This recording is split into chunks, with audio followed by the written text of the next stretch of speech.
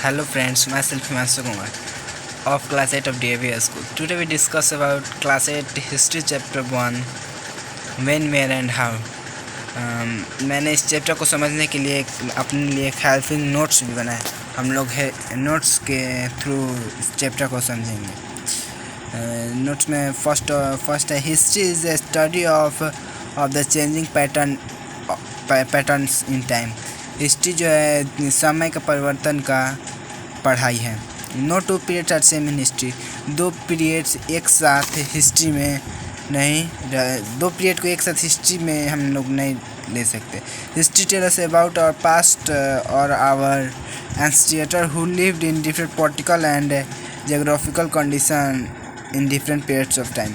History हम लोग को हमारे पास्ट के एंसेस्टर्स जो पॉलिटिकल और जियोग्राफिकल कंडीशन में थे उनके डिफरेंट समय को बताते हैं। Most of the dates are too difficult to remember. बहुत सारे डेट को हम लोग को याद रखने में दिक्कत होती है, जैसे कि हम लोग अपना डेट ऑफ बर्थ आसानी से याद रख सकते हैं, पर हम लोगों ने स्कूल को फर्स्ट डे कब ज्वाइन किया, हमारे क्लास में कोई न्यू टीचर आया तो किस डेट को आए, किस समय, ये सब हम लोग को याद नहीं अच्छे से रह पाता है। Historians wrote only about the special event of the particular period inspections of dates। Historians भी थे, वो भी सिर्फ स्पेशल इवेंट को पर्टिकुलर पीरियड में लिख दिए, डेट मेंशन नहीं किए। इन 1817 जेम्स विल पब्लिश 1817 में जेम्स विल एक बुक पब्लिश किए थे जिसका नाम था history of British India.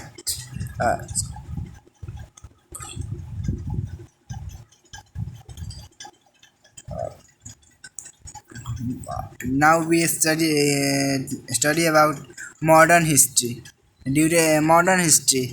Duration this period not same। Modern history पूरे वर्ल्ड में सेम नहीं थी, सेम समय पर नहीं स्टार्ट हुई थी। 16th सेंचुरी यूरोप में 16th सेंचुरी में स्टार्ट हुई और इंडिया में 18th सेंचुरी में स्टार्ट हुई थी। मॉडर्न हिस्ट्री में न्यू आइडियाज़, न्यू इंस्ट्रक्शंस आए थे। इन इंडिया मॉडर्न पीरियड में इंडिया में आए थे the French East India Company, Dutch East India Company, Portuguese East India Company, British East India Company. इन लोगों के नाम इनके देश पर ही हैं।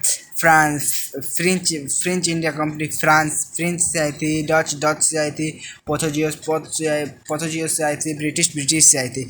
इन लोग का नाम इन लोग को कंट्री पर ही थे और ये सब ईस्ट इसमें लगे हैं इसलिए क्योंकि ये सब ईस्ट में हैं और ये सब इंडिया आए थे इसलिए इंडिया, और ये सब कंपनियां थी इसलिए कंपनियां ना।